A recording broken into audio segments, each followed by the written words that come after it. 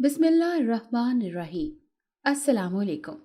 آؤ سناؤں اپنی ہوش اڑا دینے والی کہانی۔ جیسے ہی میں اپنے گھر سے نکلی اور کھیتوں کی طرف جانے لگی، میں ہر قدم کے ساتھ گرمی کی شدت کو محسوس کر سکتی تھی۔ سورج آسمان سے آگ برسا رہا تھا، ہوا جلی ہوئی گھاس کی خوشبو سے بھاری ہو رہی تھی۔ میں نے اپنی پیشانی سے اپنے ہاتھ سے پسینہ صاف کیا تھا۔ میرے پیروں کے نیچے زمین یوں محسوس ہو رہی تھی جیسے آگ جل رہی ہے، اور خشک مٹی ہر قدم کے ساتھ پھٹ رہی تھی۔ گرمی اتنی شدید تھی کہ ایسا لگا جیسے میں کسی بھٹی سے گزر رہی ہوں۔ میری بس یہی کوشش تھی کہ جلدی جلدی کھیتوں میں پہنچ جاؤں۔ کٹائی کا موسم چل رہا تھا، ایسے میں اگر بارش ہو جاتی تو مصیبت بن جاتی، اسی لیے میں جلدی جلدی فصلوں کی کٹائی ممکن بنا رہی تھی۔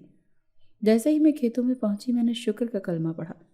ابھی میں کٹائی شروع کرنے ہی والی تھی کہ مجھے کسی بچے کے رونے کی آواز آئی۔ میں پریشان ہو گئی کہ اس وقت اس قدر شدید گرمی میں فصلوں میں کس کا بچہ رو رہا ہے۔ میری پریشانی میں اضافہ تب ہوا جب میں نے یہ آواز اپنے قریب سے آتے سنی۔ ایک لمحے کے لیے میں ڈر گئی، کیونکہ یہ زوال کا وقت تھا۔ میرے ذہن میں سب سے پہلا خیال یہی آیا کہ یہ کوئی اور مخلوق نہ ہو۔ خیر، میں نے ہمت کی اور آواز کی سمت کی طرف بڑھنے لگی۔ جلد ہی میری تلاش ختم ہوئی۔ میں نے فصلوں کے بیچ ایک بچے کو روتا ہوا پایا۔ اسے دیکھ کر میں پریشان ہو گئی اور اس کے ماں باپ کو کوسنے لگی جو اپنے بچے کو اس حالت میں یہاں چھوڑ گئے تھے۔ میں نے اس بچے کو اپنے ہاتھوں میں لیا۔ وہ بہت ہی خوبصورت بچہ تھا۔ اس کی موٹی موٹی نیلی آنکھیں اور پتلے ہونٹ تھے، اس کی خوبصورتی میں مزید اضافہ کر رہے تھے۔ اوپر سے اس کے چہرے پر معصومیت کسی کو بھی اپنی طرف متوجہ کرنے کے لیے کافی تھی۔ پسینے اور بھوک سے بچے کا برا حال تھا۔ میں نے اس کو اپنے ہاتھوں میں لیا اور گھر کی طرف چلنے لگی۔ جیسے ہی میں گھر پہنچ گئی، میری بیٹی میری طرف بھاگتی ہوئی آئی۔ وہ میری زندگی کا کل اثاثہ تھی۔ اتنے عرصے میں تو مرادوں کے بعد پیدا ہوئی تھی۔ امی، امی یہ کون ہے؟ کیا یہ میرا چھوٹا بھائی ہے؟ امی یہ کتنا پیارا ہے، میں اسے اپنی گود میں لے لوں؟ وہ اس بچے کو دیکھ کر ایک دم سے پرجوش ہو گئی۔ یہ ہمارا چھوٹا مہمان ہے، یہ صرف شام تک یہاں رہے گا، شام کو اس کے امی ابو آ کر اس کو لے جائیں گے۔ میں نے اپنی بیٹی کو یہ کہہ کر خاموش کروایا۔ حیرت کی بات تو یہ تھی کہ جیسے ہی میں گھر میں داخل ہوئی، اس بچے نے رونا بند کر دیا، جیسے وہ اپنی منزل پر پہنچ گیا ہو۔ میں نے خدا کا شکر ادا کیا اور شوہر کے واپس آنے کا انتظار کرنے لگی۔ مجھے یہ انتظار زندگی کا سب سے طویل لگا۔ ہم دو ماں بیٹی اس بچے کے ساتھ مصروف ہو گئے۔ وہ بہت ہی معصوم اور خوبصورت تھا۔ مجھے تو رہ رہ کر اس کی ماں پر غصہ آ رہا تھا جو اپنے چاند سے بیٹے کو یوں چھوڑ کر چلی گئی تھی۔ اب بچے نے ہمیں تنگ کرنا شروع کر دیا تھا۔ اس کی بھوک تھی کہ ختم ہونے کا نام ہی نہیں لے رہی تھی۔ گھر میں جتنا بھی دودھ تھا وہ سب وہ پی چکا تھا، لیکن ابھی بھی رو رہا جا رہا تھا۔ اللہ اللہ کر کے شام ہوئی، میرے شوہر واپس آیا۔ ہم اب بیٹی اس بچے کے ساتھ مصروف تھے۔ میرے شوہر بچے کو دیکھ کر حیران ہوا اور مجھے سوالیہ نظروں سے دیکھا کہ یہ کس کا بچہ ہے۔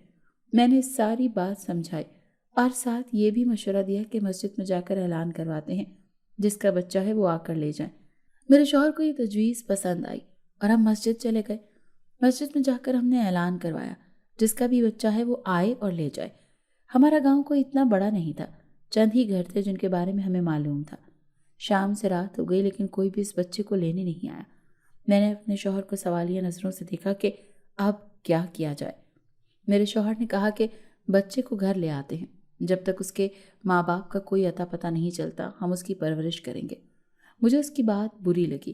آگے ہی گھر کے حالات بہت زیادہ تنگ تھے، ایسے میں ایک اور نفس کا اضافہ حالات میں مزید خرابی کا سبب بنتا۔ اس کے دودھ کا خرچہ ہی اتنا تھا کہ ہم چند دنوں میں ہی کنگال ہو جاتے۔ میں نے دن کے واقعے کے بارے میں اسے بتایا کہ کس طرح اس نے سارا دودھ پی لیا تھا۔ اس نے جواب دیا، رزق دینا اللہ کے ہاتھ میں ہے۔ اس نے یہ بچہ اگر ہماری طرف بھیجا ہے تو ضرور اس کا رزق کا بندوبست بھی کیا ہوگا۔ کہیں نہ کہیں میرے شوہر کی یہ بیٹے کی دیرینہ خواہش پوری ہو رہی تھی، جس پر وہ بہت زیادہ خوش تھا۔ میرا نام ماریہ ہے، میں لاہور کے چھوٹے سے گاؤں میں رہتی ہوں۔ اجمل سے میری شادی اپنی مرضی سے ہوئی تھی۔ گھر والوں کی لاکھ مخالفتوں کے باوجود بھی میں نے اجمل کا ساتھ نہیں چھوڑا۔ اجمل کا اپنا کوئی بڑے پیمانے پر کاروبار نہیں تھا۔ اس کی ایک معمولی سی کریانے کی دکان تھی اور اس کی تعلیم بھی کوئی اتنی زیادہ اچھی نہیں تھی، لیکن ہم اس پر بھی راضی تھے۔ ہماری ایک ہی بیٹی تھی عائشہ، جو 7 سالوں کی منتوں اور مرادوں کے بعد پیدا ہوئی۔ یہی ہماری زندگی کا کل اثاثہ ہے۔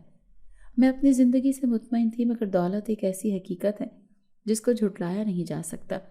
میں اکثر یہ بات سوچتی تھی کہ ہماری زندگی میں خوشگوار تبدیلی کب آئے گی، کب ہم بھی اپنی بیٹی کو شہزادیوں کی طرح لباس پہنائیں گے، کب اس کی چھوٹی سے چھوٹی خواہش کو بھی پورا کریں گے۔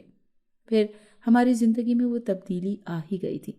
اس نے ہماری زندگیوں کو بدل کر رکھ دیا تھا۔ یہ لمحہ اس دن میری زندگی میں آیا تھا جب وہ بچہ میں گھر لے کر آئی، اور وہ بچہ اگلی صبح جب میری آنکھ کھلی، میں نے اس بچے کو اپنے پہلو میں لیٹا ہوا پایا۔ وہ ہلکا ہلکا مسکرا رہا تھا۔ اس کی مسکراہٹ دیکھ کر مجھے یوں لگا جیسے میری ساری پریشانیاں ختم ہو گئی ہیں۔ میں نے اپنی روح میں سکون اترتا ہوا محسوس کیا۔ میں نے اس بچے کا نام رضا رکھ دیا۔ کچھ ہی دنوں میں ہمارے گھر کے حالات بدل گئے۔ میرے شوہر کی پہلے دکان چلتی نہیں تھی، اب وہاں ہر وقت گاہکوں کا رش لگا رہتا۔ میں نے اپنا گھر پکا کروا لیا تھا۔ اب میں کھیتوں میں کام کرنا بھی چھوڑ چکی تھی اور اس کے لیے وہاں پر مزدور رکھ لیے تھے۔ ہماری اپنی زمینیں تھیں اور ہماری اس سے اچھی آمدنی ہو جاتی تھی۔ مجھے یقین ہو گیا تھا کہ یہ اسی بچے کی وجہ سے ہو رہا ہے اور اس کو گھر میں لے کر آنے کا فیصلہ میرا غلط نہیں تھا۔ وہ باقی بچوں سے مختلف تھا اور تیزی سے بڑا ہو رہا تھا۔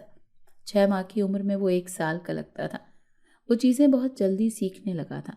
اب میرا زیادہ تر وقت اپنے دونوں بچوں کے ساتھ ہی گزرتا تھا۔ عائشہ 10 سال کی ہو چکی تھی، رضا بھی 4 سال کا ہو گیا تھا۔ اب اسے اسکول داخل کروانے کا وقت آ گیا تھا۔ اگلے دن میں نے رضا کا داخلہ قریبی پرائمری اسکول میں کروا دیا۔ آج رضا کا اسکول میں پہلا دن تھا۔ میں نے ہمیشہ کی طرح اسے نصیحت کی، لڑکے سے لڑائی جھگڑا نہیں کرنا، امن کے ساتھ رہنا ہے۔ اگر کوئی کچھ شرارت کر بھی دے تو آپ نے خاموش رہنا ہے۔ میری اس بات پر اس نے معصومیت سے سر ہلایا۔ میں معمول کی طرح گھر کے سارے کام نمٹا رہی تھی۔ مجھے رضا کے اسکول سے کال آئی۔ جو خبر میں نے سنی تو میرے ہوش اڑ گئے۔ پرنسپل صاحب نے مجھے بتایا کہ اس نے ایک بچے کا سر پھاڑ دیا ہے۔ وہ 4 سال کا بچہ یہ حرکت کیسے کر سکتا ہے؟ میں پریشانی کے عالم میں اسکول پہنچی۔ رضا میرے پہنچنے سے پہلے ہی پرنسپل صاحب کے آفس میں بیٹھا ہوا تھا۔ اس کے چہرے میں ویسی ہی معصومیت تھی، لیکن اس کی آنکھیں عجیب سی تھیں۔ پرنسپل نے کہا، سنبھالیے اپنے بیٹے کو، اسکول ایک پرامن جگہ ہے، نہ کہ قتل و غارت کا گوار۔ آپ اپنے پیدائشی پاگل اور مجرم بیٹے کو پہلے کسی اچھے ڈاکٹر سے چیک اپ کروائیں۔ پرنسپل صاحب کی باتیں سن کر مجھے بہت شرمندگی ہوئی۔ میری آنکھوں میں آنسو آ گئے۔ رضا میری طرف ہی دیکھ رہا تھا۔ دیکھتے ہی دیکھتے اس کی آنکھیں لال ہو گئیں۔ میں اسے اپنے ساتھ لے آئی۔ گھر آ کر جب میں نے رضا سے پوچھا اس حرکت کی آخر وجہ کیا تھی، اس نے مجھے کہا کہ فلاں لڑکے نے آپ کو گالی دی تھی۔ میرا بس چلتا تو میں اسے جان سے مار دیتا۔ اس معصوم سے بچے کے لہجے میں چٹانوں کی سختی تھی۔ ایک لمحے کے لیے میں ڈر گئی۔ میں نے اسے سمجھایا اور اس سے وعدہ لیا کہ آئندہ اس سے کوئی حرکت نہیں ہوگی۔ کچھ دنوں بعد جو واقعہ پیش آیا اس نے گاؤں والوں کے ہوش اڑا کر رکھ دیے۔ گاؤں والوں کو پرنسپل کی کٹی پھٹی لاش نزدیک کے جنگل میں ملی۔ لاش کو دیکھ کر یوں لگتا تھا جیسے کسی نے جانور نے چیر پھاڑ دیا ہو۔ اس واقعے کے بعد سب گاؤں والوں کے دلوں میں خوف کی لہر دوڑ گئی۔ ہر کوئی بہت خوف زدہ ہو گیا تھا اور ڈر گیا تھا۔ اس جنگل کے بارے میں دیکھتے ہی دیکھتے بہت سی کہانیاں مشہور ہو گئیں۔ لوگوں نے اب اس جنگل میں جانا ترک کر دیا تھا۔ وقت گزرنے کے ساتھ ساتھ رضا کی شرارتوں میں بھی اضافہ ہوتا گیا۔ اس کا داخلہ میں نے دوسرے اسکول میں کروا دیا تھا۔ خدا کا شکر تھا کہ اس کے بعد اس نے ایسی کوئی بھی حرکت نہیں کی۔ پورا محلہ ہی اس کی شرارتوں سے عاجز آ گیا تھا۔ بچے سے لے کر بوڑھے تک اس نے کسی کو نہیں چھوڑا تھا۔ اس کی شرارتیں اتنی انوکھی اور عجیب سی ہوتی جو اگلے بندے کا نقصان تو نہیں کرتی تھی لیکن اسے ہلا کر رکھ دیتی تھی۔ اس کے اندر غیر معمولی طاقتیں تھیں اور ذہانت بلا کی تھی۔ کبھی کبھی میں بھی حیران ہوتی تھی کہ اتنی چھوٹی عمر میں کوئی اتنا ذہین اور طاقتور کیسے ہو سکتا ہے۔ رضا اب 8 سال کا ہو چکا تھا۔ ایک دن تو اس نے حد ہی کر دی۔ عائشہ معمول کی طرح اسکول سے گھر واپس آئی، لیکن اس کے ساتھ رضا نہیں تھا۔ جب میں نے عائشہ سے پوچھا تو اس نے کہا کہ وہ بریک کے وقت ہی چھٹی لے کر چلا گیا تھا، اور یہ بھی کہ اس نے پہلے ہی مجھ سے اجازت لے لی تھی۔ عائشہ کی بات سن کر ایک دم سے میں پریشان ہو گئی۔ وہ بھی اتنا بڑا نہیں تھا کہ ایسے راستوں کا علم ہوتا۔ میں نے عائشہ کو ڈانٹا کہ اس نے اس کی بات کا یقین کیوں کیا۔ دن سے شام اور شام سے رات ہو گئی لیکن رضا کا کوئی پتہ نہیں تھا۔ میرا تو رو رو کر برا حال تھا۔ اچانک میں نے دروازے میں اپنے شوہر کے ساتھ رضا کو آتے دیکھا۔ وہ خود ہی اجمل کی دکان پر چلا گیا تھا۔ میں حیران تھی کہ اسے راستہ کیسے معلوم۔ جب میں نے رضا سے پوچھا تو اس نے کہا کہ جب وہ 3 سال کا تھا تو ایک بار میرے ساتھ پیر کے دن دکان پر گیا تھا۔ اس کی بات سن کر میں اور میرا شوہر ہکا بکا رہ گئے کہ جو بات ہمارے ذہنوں سے محو ہو چکی ہے وہ بھلا ایک 3 سال کے بچے کے ذہن میں کیسے رہ گئی۔ اس کے بعد یہ معمول بن گیا۔ رضا کبھی آدھا دن اور کبھی اس سے کم وقت میں غائب رہنے لگا تھا۔ گاؤں کے کئی لوگ مجھے یہ بات بتا چکے تھے کہ وہ اکثر ہی رضا کو نزدیک کے جنگل سے آتا ہوا دیکھتے ہیں۔ میں نے رضا کو پاس بٹھا کر سمجھایا۔ کئی بار اسے اکیلا جنگل میں جانے پر میں نے اسے مارا بھی، کیونکہ یہ جنگل بہت زیادہ خطرناک تھا اور اس طرف کوئی بھی انسان نہیں جاتا تھا۔ میرے سمجھانے اور مارنے کے باوجود بھی اس کی حرکتوں میں کوئی خاطر خواہ تبدیلی نہیں آئی۔ اس کے علاوہ جو بات پریشان کن تھی وہ اس کے آئے روز کے لڑائی جھگڑے تھے۔ وہ اپنی عمر سے بڑے بچوں کو بھی آسانی سے مار لیتا تھا اور اتنی بری طرح مارتا تھا کہ یقین کرنا مشکل ہو جاتا تھا کہ یہ کام محض ایک 10 سالہ بچے نے کیا ہے۔ اس کی ان حرکتوں کی وجہ سے میں اس کا اسکول 5 بار تبدیل کروا چکی تھی۔ پڑھائی میں وہ بہت اچھا اور ذہین تھا۔ اسے ہر کلاس کا سلیبس یاد ہوتا تھا۔ جو چیز اس کی نظر سے ایک دفعہ گزر جاتی ہے وہ اس کے ذہن میں ہمیشہ کے لیے رہ جاتی تھی۔ ایک دفعہ میں گھر میں بیٹھی کپڑے دھو رہی تھی جب مجھے کسی کی باتیں کرنے کی آواز آئی۔ میں حیران ہوئی کیونکہ اس وقت میرے اور رضا کے علاوہ گھر میں کوئی نہیں تھا۔ میں باہر بیٹھی تھی جبکہ رضا اپنے کمرے میں بیٹھا پڑھ رہا تھا۔ میں یہی سمجھی کہ وہ اونچا اونچا سبق یاد کر رہا ہے، لیکن پھر یہ آواز قہقہوں اور پرجوش آوازوں میں بدل گئی۔ میں اٹھی اور رضا کے کمرے کی طرف بڑھ گئی۔ وہاں جا کر میری حیرت کی انتہا نہ رہی۔ میں نے دیکھا کہ وہ خود سے باتیں کر رہا ہے۔ تھوڑا غور کرنے پر مجھے پتا چلا کہ وہ خود سے نہیں بلکہ اپنے سامنے موجود کسی وجود سے مخاطب ہے جو میری نظروں سے اچھلتا۔ میں نے رضا کو آواز دی، رضا بیٹا آپ کس سے باتیں کر رہے ہو؟ رضا ایک دم سے خاموش ہو گیا جیسے اس کی کوئی بہت بڑی چوری پکڑی گئی ہو۔ وہ ہچکچایا اور پھر خاموش ہو گیا۔ اس وقت میں نے اسے کچھ نہیں کہا اور پیار سے باہر لے آئی، لیکن یہ بات مجھے پریشان کرنے کے لیے کافی تھی۔ اس کے بعد رضا راتوں کو اپنے بستر سے غائب ہونے لگا۔ ایک دن رات کو میری آنکھ کھلی، میں نے دیکھا رضا اپنی چارپائی پر نہیں تھا۔ مجھے حیرت ہوئی۔ میں اسے ڈھونڈنے کے لیے نکلی تو مجھے قریب سے سرگوشی کی آواز آئی، جیسے 2 لوگ آپس میں باتیں کر رہے ہوں۔ میں آہستہ آہستہ قدم اٹھاتی چھت کی طرف جا رہی تھی کہ اچانک میرا پاؤں گملے سے لگا اور دھڑام کی آواز سے گملہ ٹوٹ گیا۔ شور کے بعد اچانک خاموشی چھا گئی۔ اس کے بعد وہ آواز بند ہو گئی۔ جب میں چھت پر گئی وہاں کوئی بھی نہیں تھا۔ میں نے ہر جگہ دیکھا لیکن مجھے کسی سی روح کا نشان نظر نہیں آیا۔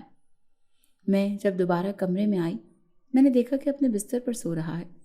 اسے یوں دیکھا مجھے حیرت ہوئی اور خوف محسوس ہوا۔ پوری رات میں اسی واقعے کے بارے میں سوچتی رہی۔ صبح میری آنکھ دیر سے کھلی۔ ایک بار کچھ عرصے کے لیے میری بہن میرے پاس رہنے کے لیے آئی۔ اس کا ایک ہی بیٹا تھا علی، جو اس کا بہت زیادہ لاڈلا تھا۔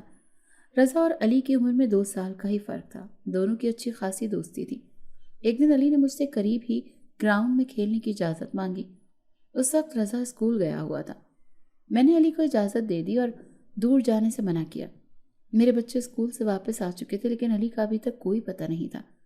ہم سب بہت پریشان ہو گئے تھے۔ ہر کوئی علی کو تلاش کر رہا تھا، لیکن بدقسمتی سے نہ اس نے ہمیں ملنا تھا اور نہ وہ ملا۔ ان تمام پریشانی میں ہم رضا کو بالکل بھلا چکے تھے۔ اچانک میرا دھیان رضا کی طرف گیا جو آس پاس کہیں نہیں تھا۔ کچھ ہی دیر میں نے رضا علی دونوں کو اکٹھے آتے ہوئے دیکھا۔ ہم نے رضا سے پوچھا کہ تم نے علی کو کہاں ڈھونڈا؟ اس نے کہا وہ جنگل کے پاس کھیل رہا تھا، جبکہ علی کا بیان اس سے مختلف تھا۔ اس نے کہا کہ اسے کچھ بھی یاد نہیں۔ ہم نے خدا کا شکر ادا کیا کہ دونوں محفوظ تھے۔ چند دن خوشی خوشی اور امن کے ساتھ گزر گئے۔ ایک دن جب میں بازار سے واپس آ رہی تھی میں نے راستے میں لڑائی جھگڑے کی آوازیں سنی۔ جب میں نے جا کر دیکھا تو میری حیرت کی کوئی انتہا نہ رہی۔ وہ کوئی اور نہیں بلکہ میرا اپنا بیٹا رضا تھا جو سامنے والے لڑکے کو بری طرح پیٹ رہا تھا۔ وہ لڑکا اس سے معافی مانگ رہا تھا، لیکن رضا پر تو جیسے کوئی جنون سوار ہو گیا تھا۔ اس کی آنکھیں لال ہو چکی تھی جیسے وہ ہر چیز کو تہس نہس کر دے گا۔ لڑکے کی حالت بہت بری تھی۔ وہ تقریباً موت کے منہ میں پہنچ چکا تھا۔ اگر میں اسے نہ چھڑاتی تو ضرور وہ اس دار فانی سے کوچ کر جاتا۔ میں رضا کے قریب گئی اور اس لڑکے کو چھڑوا کر رضا کے چہرے پر 2-3 ایک ساتھ تھپڑ لگائے۔ رضا ایک دم سے اپنی جگہ پر ٹھہر گیا۔ میرے دل میں جو بھی آیا میں اسے کہتی گئی۔ اس نے بس آگے سے ایک ہی بات کہی کہ اگر کوئی آپ کی بیٹی کی عزت پر انگلی اٹھائے تو، اور وہ چلا گیا۔ مجھے ساری بات سمجھ آ گئی تھی۔ وہ لڑکا بھی کوئی شریف لڑکا نہیں بلکہ ہمارے محلے کا لوفر تھا۔ مجھے شدت سے اپنی غلطی کا احساس ہوا۔ رات کو میں نے رضا کی پسندیدہ بھنڈی بنائی۔ رضا کی ایک عجیب عادت تھی، وہ کھانا ہمارے ساتھ نہیں بلکہ اپنے کمرے میں اکیلے بیٹھ کر کھاتا تھا۔ آج میں نے اس کے ساتھ بیٹھ کر کھانا کھانے کا ارادہ کیا، شاید اسے اپنی غلطی کا تھوڑا سا ازالہ کر سکوں۔ رضا جب گھر واپس آیا میں نے اس کے سامنے کھانا رکھا۔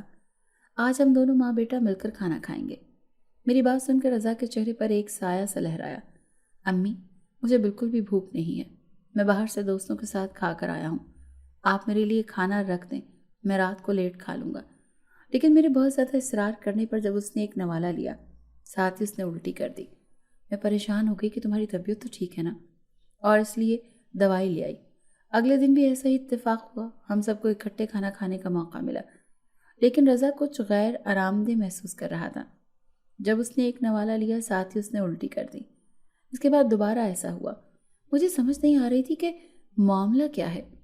رضا معذرت کر کے اپنے کمرے میں چلا گیا۔ رضا بڑا ہو چکا تھا، وہ جوانی کی دہلیز پر قدم رکھ چکا تھا۔ اس کا قد کاٹ اچھا نکل آیا تھا، وہ کسی بھی لڑکی کے خوابوں کا شہزادہ ہو سکتا تھا۔ میں روز اس کو دیکھ کر اس کی نظر اتارتی، لیکن اس سب میں جو چیز مجھے سب سے زیادہ پریشان کرتی وہ رضا کی عجیب حرکتیں تھیں۔ راتوں کو اچانک غائب ہو جانا، گھنٹوں گھنٹوں تک اکیلے باتیں کرتے رہنا۔ کچھ دن بعد ہمارے گاؤں میں ایک دل دہلا دینے والا واقعہ ہوا۔ کسی نے ایک لڑکی کی عصمت دری کرنے کے بعد جنگل میں پھینک دیا۔ اس واقعے سے سب کے دلوں میں خوف اور پریشانی کی لہر دوڑ گئی۔ جب میں نے اس بات کا ذکر رضا سے کیا، اس کی آنکھیں ایک دم سے لال ہو گئیں۔ وہ ضرور اپنے انجام کو پہنچے گا، رضا نے سخت آواز میں کہا اور کھانا چھوڑ کر باہر چلا گیا۔ شام کو ہی سب لوگوں نے جو منظر دیکھا اسے وہ حیران رہ گئے کہ پیڑ کے ساتھ ایک شخص کی لاش لٹکی ہوئی تھی، جس پر ایک تحریر لکھی ہوئی تھی، جو بھی کالے دھندوں میں ملوث ہوگا اس کا یہی انجام ہوگا۔ ہر طرف دہشت طاری ہو گئی تھی۔ ہمارے قریبی علاقے کا ماحول بہت بدل گیا تھا۔ لوگوں نے شام کے وقت گھر سے باہر نکلنا چھوڑ دیا تھا۔ رضا اب خاموش خاموش رہنے لگا تھا۔ وہ ہر وقت گمسم اور کسی گہری سوچ میں ڈوبا رہتا۔ وقت بہت تیزی سے گزر رہا تھا۔ عائشہ کی عمر 19 سال جبکہ رضا 15 سال کا ہو گیا تھا، لیکن دکھنے میں وہ اپنی عمر سے بہت بڑا دکھتا۔ وہ 25 سالہ خوبرو نوجوان لگتا تھا۔ یہی بات تھی کہ اس نے اسکول بھی چھوڑ دیا تھا۔ عائشہ کی شادی کی عمر ہو رہی تھی، اب اس کے لیے باقاعدہ رشتے آنے لگے تھے۔ میں بھی بیٹیوں کی شادی جلد کرنے کے حق میں تھی۔ عائشہ بڑی ہو کر اور زیادہ خوبصورت ہو گئی تھی۔ بڑی بڑی کالی آنکھیں، خوبصورت ناک، پتلے ہونٹ اس کی خوبصورتی کو مزید 4 چاند لگاتے تھے۔ رضا اب اس پر پابندیاں لگانے لگا تھا۔ تم باہر مت جایا کرو، زیادہ سہیلیاں مت بنایا کرو، تمہاری فلاں سہیلی ایسی ہے، فلاں ایسی ہے، فلاں سے دوستی ختم کر دو۔ اس کی ایسی پابندیوں سے عائشہ چڑ جایا کرتی تھی اور مجھے کہتی کہ امی اس کو منع کیا کریں، یہ مجھ سے یہ ایسی باتیں نہ کیا کرے، مگر میرے سمجھانے کا رضا پر کوئی اثر نہیں ہوتا تھا۔ میں اس کی حرکتوں سے بہت زیادہ عاجز رہنے لگی تھی۔ اس نے اب اسکول سے پڑھائی بھی چھوڑ دی تھی۔ سارا دن نہ جانے گھر سے کہاں غائب رہتا تھا۔ میرے شوہر نے اب بڑے پیمانے پر کاروبار شروع کر دیا تھا۔ گھر میں روپے پیسے کی بالکل بھی کمی نہیں تھی۔ میں یہ چاہتی تھی کہ روزانہ اس کو چھوڑ دیا ہے مگر وہ کاروبار میں اپنے باپ کا ہاتھ بٹائے، مگر وہ تو جیسے کوئی بات بھی ماننے کو تیار ہی نہیں تھا۔ انہیں دنوں میری بھانجی میرے گھر پر رہنے کے لیے آئی ہوئی تھی۔ وہ بہت ہی زیادہ خوبصورت تھی۔ وہ رضا میں بہت زیادہ دلچسپی لینے لگی تھی مگر رضا کو اس کو ہمیشہ نظر انداز کر دیا کرتا تھا۔ صبا کی عائشہ کے ساتھ بہت زیادہ دوستی تھی اور جب سے وہ آئی تھی عائشہ بھی بہت زیادہ خوش تھی۔ نہ جانے وہ سر جوڑے دونوں کیا باتیں کرتی رہتی تھیں۔ میں جب ان کے پاس جاتی تو وہ خاموش ہو جاتی تھی، مگر جب سے وہ آئی تھی رضا بہت زیادہ غصہ کرنے لگا تھا۔ وہ عائشہ کو بات بات پر ڈانٹنے لگا تھا اور مجھے کہنے لگا تھا کہ اس پر نظر رکھا کریں۔ اس بات پر میں نے حیرت سے دیکھا، تم اپنی بہن کے بارے میں ایسی باتیں کر رہے ہو؟ ہاں، اور میں کچھ غلط بھی نہیں کہہ رہا۔ اس کے بعد وہ مجھے سوچوں کے سمندر میں غوطہ زن چھوڑ کر باہر نکل گیا اور میں اس کی باتوں میں الجھ کر رہ گئی۔ یہ اس سے چند دن بعد کی بات تھی۔ عائشہ اور صبا دونوں شاپنگ پر گئی ہوئی تھی۔ علی رضا میرے پاس آیا اور کہنے لگا امی مجھے کچھ چیزیں لینی ہیں، آپ میرے ساتھ مارکیٹ میں چلیں۔ چند ضروری چیزیں لینے کے بعد وہ مجھے ایک ریسٹورانٹ میں لے گیا۔ ابھی میں وہاں پر بیٹھی تھی کہ سامنے کا منظر دیکھ کر حق تک رہ گئی۔ میرے سامنے عائشہ اور صبا تھی اور ان کے ساتھ ایک لڑکا بیٹھا ہوا تھا۔ وہ بہت بے تکلفی سے آپس میں تینوں باتیں کر رہے تھے۔ میں غصے سے اٹھی اور ان کے سر پر پہنچ گئی۔ مجھے دیکھ کر وہ دونوں بوکھلا کر رہ گئی تھی۔ ان دونوں کو لے کر میں اسی وقت گھر واپس آ گئی۔ گھر آنے کے بعد میں نے عائشہ پر تھپڑوں کی بارش کر دی تھی۔ یہ صلہ دیا ہے تم نے ہماری محبت کا؟ مجھے سمجھ نہیں آ رہی تھی کہ میں کیا کروں۔ غصے سے میرا دماغ گھوم رہا تھا۔ رضا نے مجھے سنبھالا تھا اور اس نے بتایا کہ یہ بات وہ کافی ٹائم سے جانتا ہے اور وہ مجھے یہی بتانے کی کوشش کر رہا تھا۔ عائشہ نے بتایا کہ وہ اس لڑکے کو پسند کرتی ہے اور اس کے ساتھ شادی کرنا چاہتی ہے۔ میں نے کہا ٹھیک ہے، اسے بلاؤ گھر پر، مگر اس لڑکے نے شادی سے صاف انکار کر دیا۔ اس نے کہا کہ ہم صرف اچھے دوست ہیں، اور اس کے بعد وہ لڑکا تو جیسے کہیں غائب ہی ہو گیا، کبھی عائشہ کی زندگی میں دوبارہ نہیں آیا۔ عائشہ اپنے کیے پر بہت زیادہ شرمندہ تھی، وہ پچھتا رہی تھی۔ میں بھی اس کی ماں تھی، میں کب تک ناراض ہو سکتی تھی؟ پھر میں نے اسے معاف کر دیا تھا۔ اس رات کو سوتے ہوئے میری آنکھ کھلی، مجھے ایسا لگا جیسے صحن میں بہت زیادہ لوگ چل پھر رہے ہوں۔ مجھے قدموں کی صاف آواز سنائی دے رہی تھی۔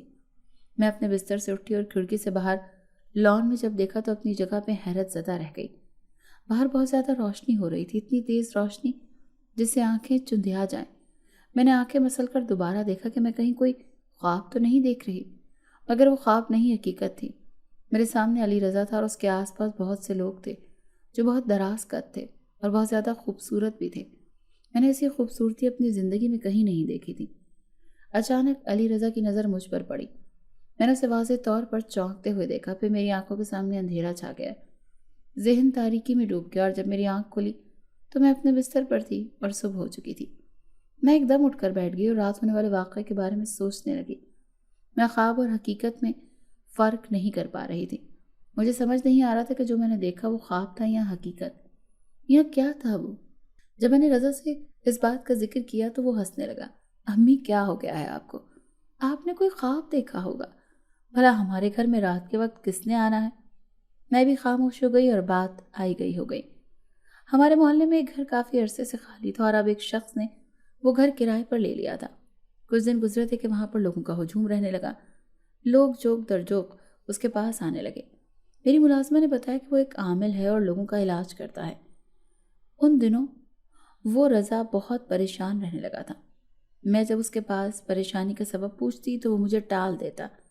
پچھلے چند دنوں سے عائشہ بھی عجیب و غریب حرکتیں کر رہی تھی، ہر وقت فضاؤں میں گھورتے ہوئے نہ جانے کیا تلاش کرتی رہتی تھی، اور جب میں اس کو بلاتی تو وہ چونک پڑتی۔ اس دن میری طبیعت بہت خراب ہو رہی تھی، میرا کمرے میں سانس گھٹ رہا تھا، میں صحن میں آ گئی تھی۔ اچانک میں نے عائشہ کے کمرے کا دروازہ کھلنے کی آواز سنی اور اسے کمرے سے باہر آتے ہوئے دیکھا۔ وہ بالکل ناک کی سیٹ میں چلی آ رہی تھی۔ میں نے اسے مخاطب کیا مگر اس نے جیسے سنا ہی نہیں، جیسے وہ نیند میں چل رہی ہو۔ میں نے اسے بہت پکارا۔ جب وہ میرے پاس سے آگے گزرنے لگی تو میں نے اس کا بازو پکڑ لیا اور اسے ہوش میں لانے کی کوشش کرنے لگی، مگر وہ تو جیسے پاگل ہو چکی تھی، کسی طور پر بھی رکنے کے لیے تیار نہیں تھی۔ وہ باہر جانے کے لیے بھرپور کوشش کر رہی تھی۔ اتنے میں شور کی آواز سن کر رضا بھی اپنے کمرے سے باہر نکل آیا۔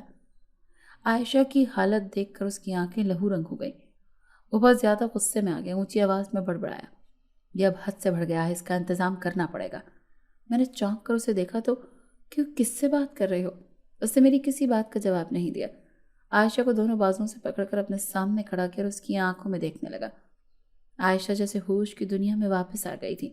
ارے میں یہاں کیسے آ گئی؟ میں تو اپنے کمرے میں سو رہی تھی۔ میں نے محسوس کیا کہ کچھ گڑبڑ تو ہے۔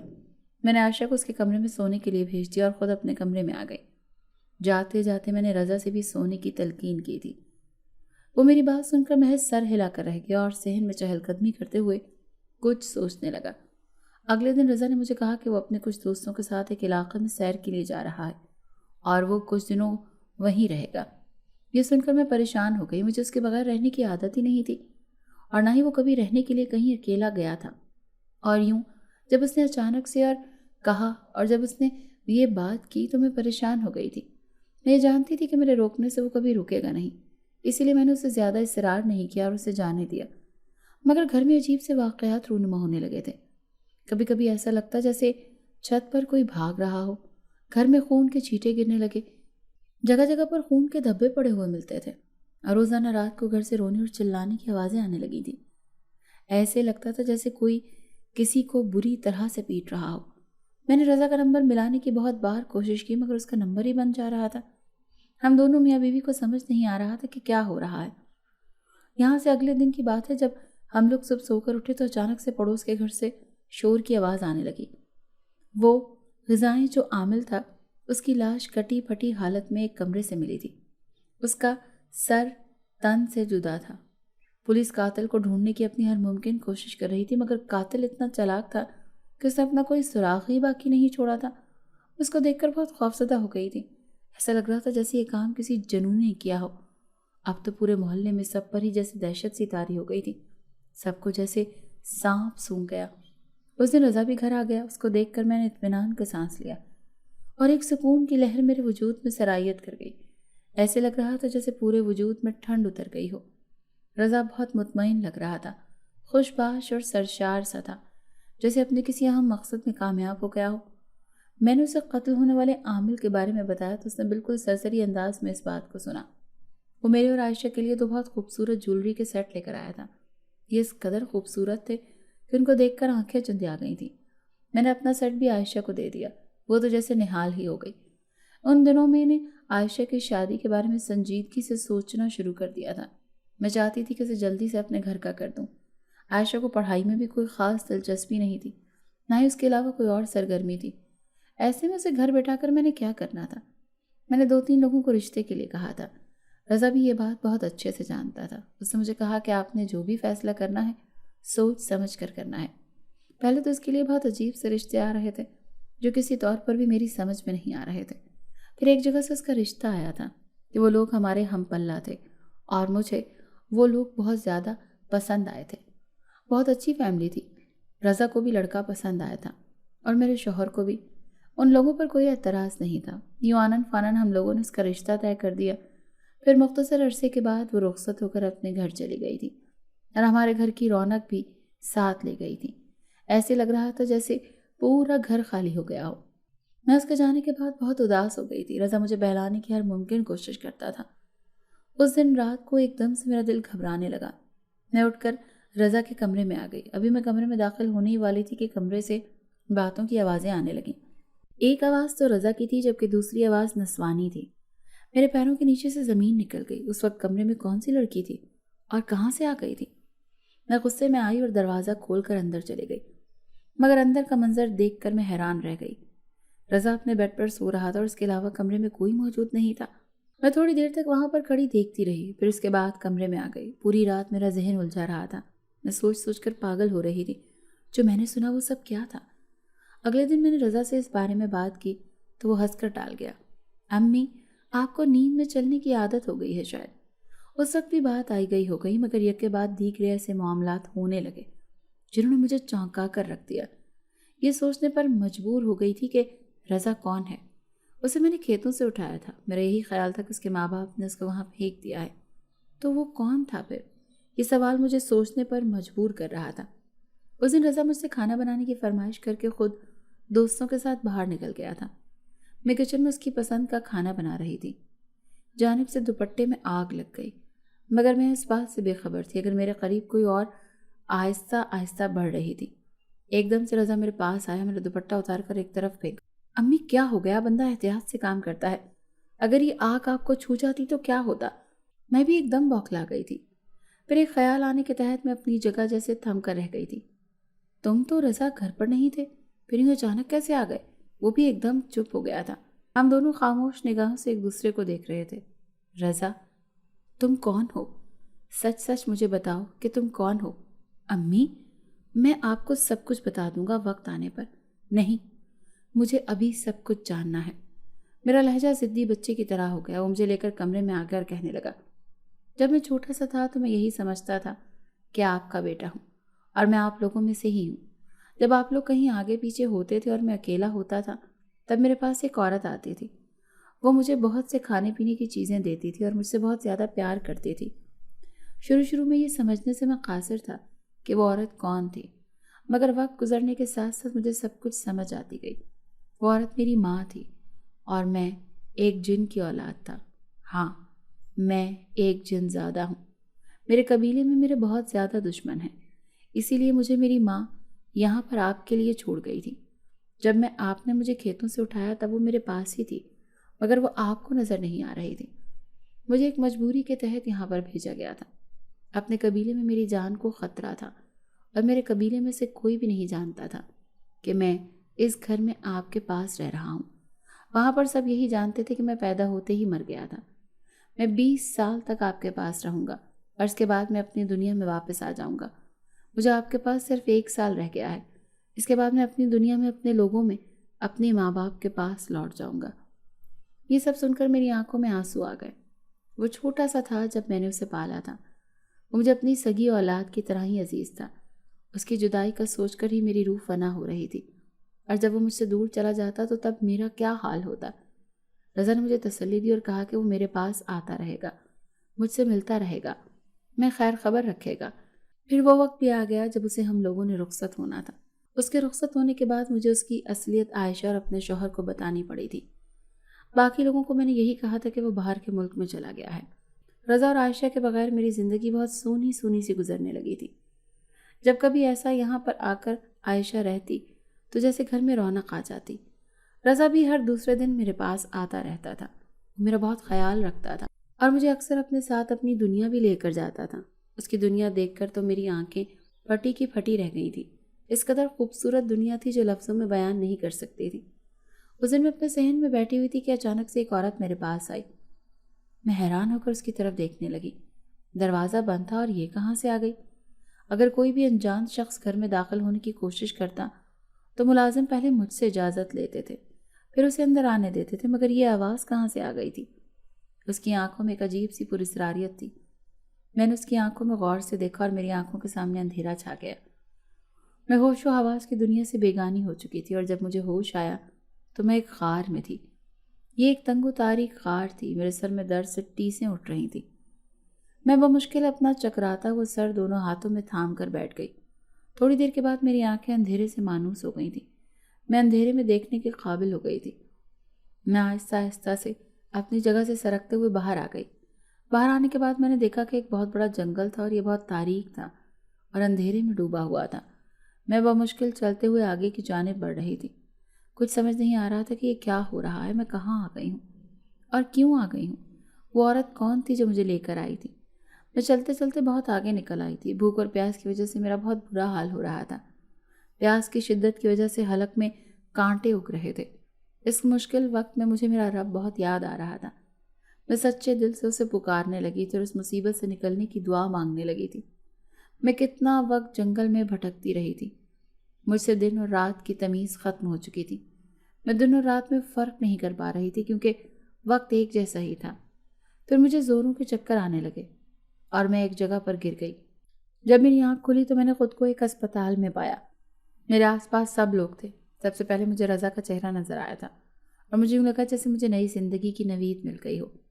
رضا نے مجھ سے پوچھا کہ امی آپ کیسی ہیں، مگر نکہت کی وجہ سے مجھ سے بولا ہی نہیں جا رہا تھا۔ مجھ پر پھر سے مدہوشی طاری ہونے لگی اور میں پھر سے دنیا و مافیا سے بے خبر ہو گئی۔ پھر مجھے نہ جانے کتنے وقت کے بعد ہوش آیا۔ رضا ابھی بھی میرے سامنے بیٹھا ہوا تھا۔ وہ مجھے بہلانے کے لیے ادھر ادھر کی باتیں کرنے لگا۔ اس نے مجھے بتایا کہ آپ کو 3 دن کے بعد ہوش آیا ہے اور آپ گھر سے پورے 4 دن غائب رہی ہیں۔ میں نے آپ کو ہر جگہ ڈھونڈا، آپ کو بہت تلاش کیا، بہت مشکل سے آپ مجھے ملی ہیں۔ پھر مزید کچھ دن کے بعد میں گھر آ گئی تھی۔ رفتہ رفتہ میری طبیعت بحال ہونے لگی تھی۔ رضا اس دن میرے پاس آیا اور اس نے مجھے بتایا، امی آپ کو یاد ہے ہمارے محلے میں ایک عامل آ کر آباد ہو گیا تھا اور ایک بار عائشہ مخبوط الحواس حالت میں رات کے وقت باہر جا رہی تھی اور آپ نے اسے بہت مشکل سے روکا تھا۔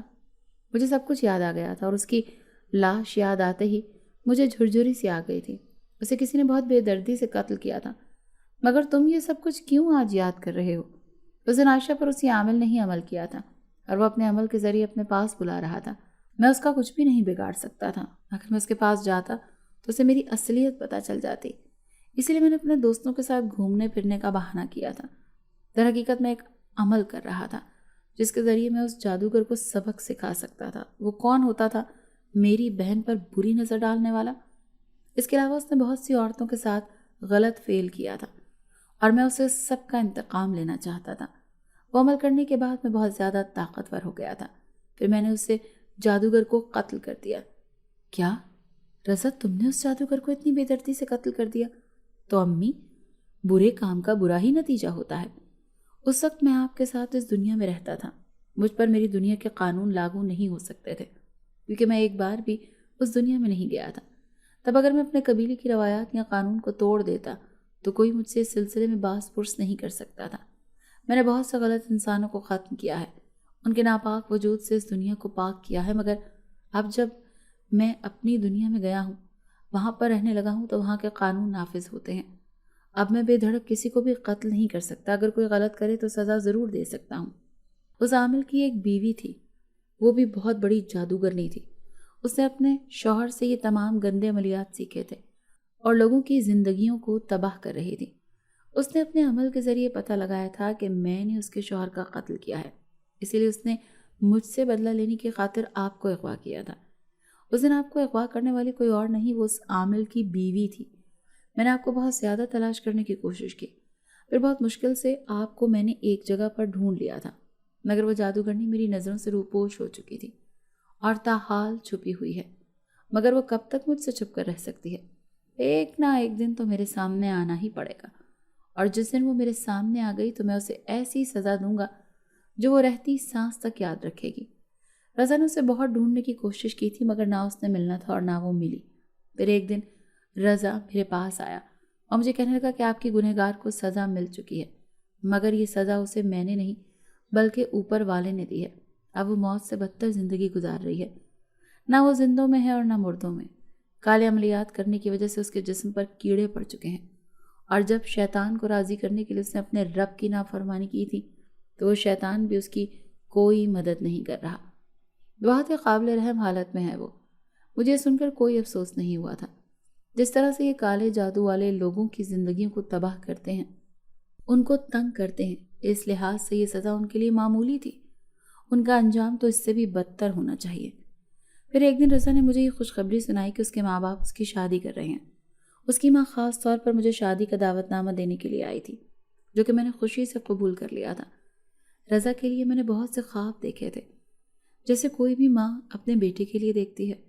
میں نہیں جانتی تھی کہ وہ ایک جن ہے، اسی لیے میں نے اس کی شادی کے حوالے سے بہت سے خواب سجا رکھے تھے اور کتنی ہی لڑکیوں کو میرے بہو کے روپ میں دیکھ چکی تھی۔ مگر جب مجھے پتہ چلا تھا کہ رضا ایک جن زادہ ہے، میں اپنے تمام خوابوں سے دستبردار ہو گئی تھی، اور پھر میں نے اس کی شادی کے تمام فنکشنز میں گئی تھی۔ اس کو دولہا بنے دیکھ مجھے بہت خوشی ہوئی تھی۔ میرے دل میں کہیں کہیں یہ کسک پیدا ہو رہی تھی کہ کاش وہ ایک انسان ہوتا اور ہمیشہ میرے ساتھ رہتا۔ اب بھی وہ میرے پاس روزانہ آتا ہے اور میرے ساتھ آ کر ڈھیروں باتیں کرتا ہے۔ میں بھی اگر ایک دن اسے نہ دیکھ لوں تو مجھے بھی چین نہیں آتا۔ اگر آپ کو آج کی ہماری کہانی پسند آئی ہے تو اسے لائک کیجیے اور اپنے پیاروں کے ساتھ شیئر کیجیے۔